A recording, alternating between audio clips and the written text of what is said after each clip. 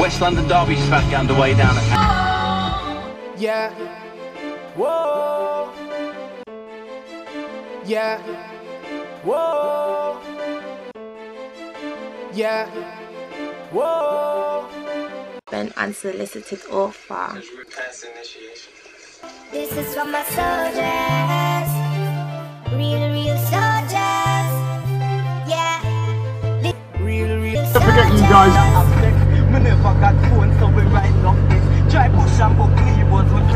Okay, I've chosen to undertake an ethnographic project, which is me looking at a certain social context and creating new texts.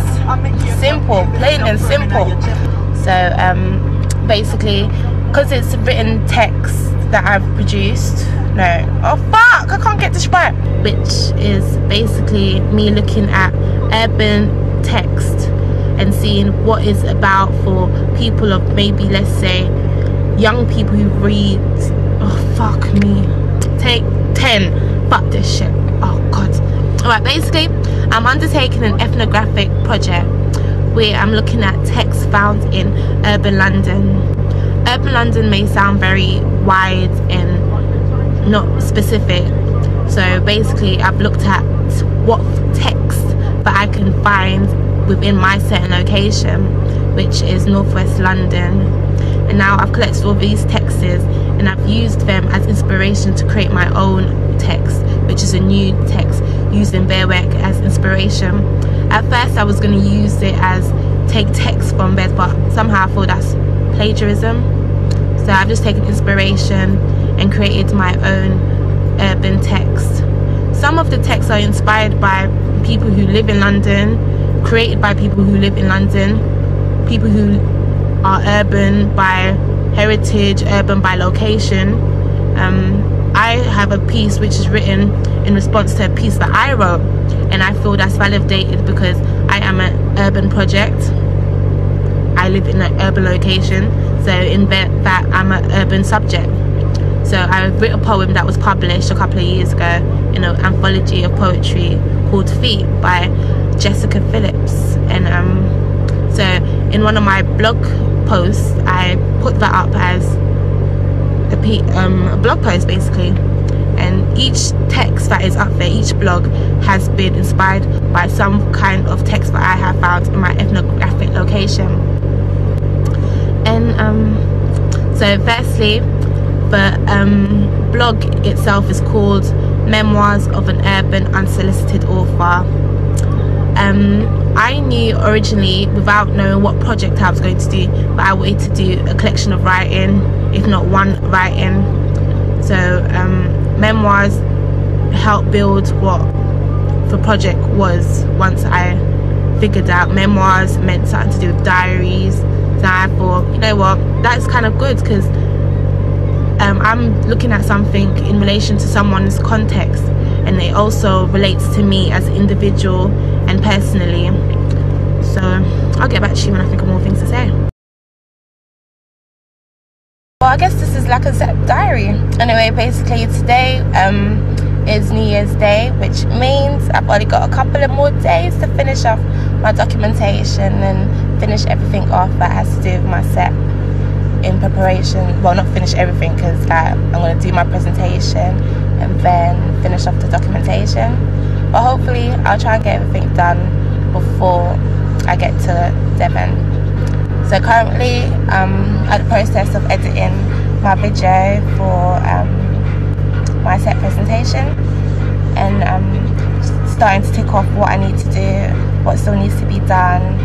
So I was thinking I need to speak to Memoir and Sean and do a little interview with them and see what they're on, if they could give me some info on why they practice the arts that they practice, and has their ethnographic location got anything to do with why they produce what they produce, and is it them feeding off their ethnographic location, or is it vice versa? But then it's like the question, like, does life imitate art? I have some more news and some more interesting footage. Alright, peace out. Bye.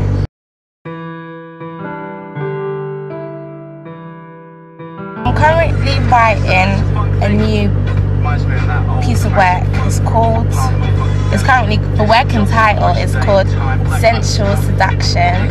Yes, I lashed the title from Snoop Dogg's song Sexual Seduction, because like, I just found it, like, I just love that song, and it was a song of the summer 2007, and I just thought it inspired me to write the text.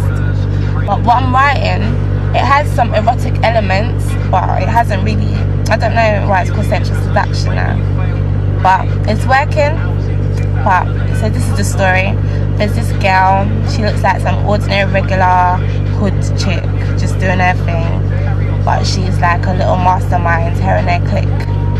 So anyway, so being pretty like she is, she's always approached by guys and stuff, and there's this guy called Corey. He likes her and stuff. He looks like the standard player ghetto brat from just around anyone's neighborhood.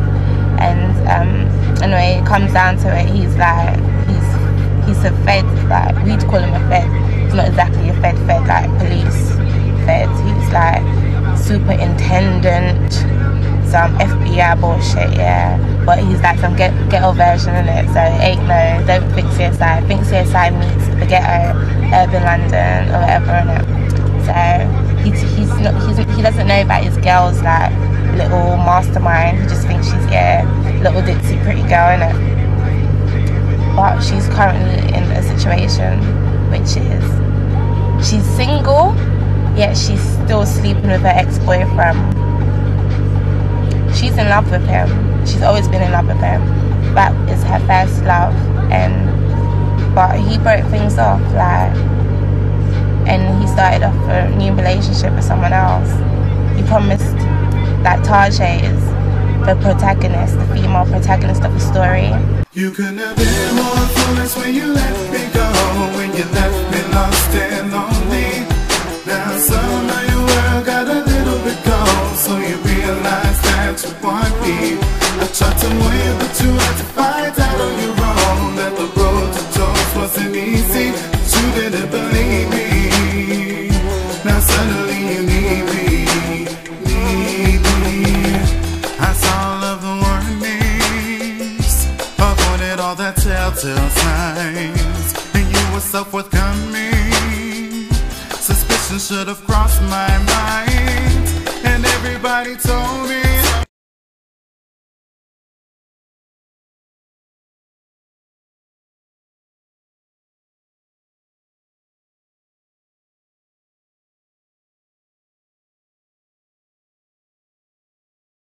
And I guess it's like asking as well, what came first, the chicken or the egg? It sounds so silly.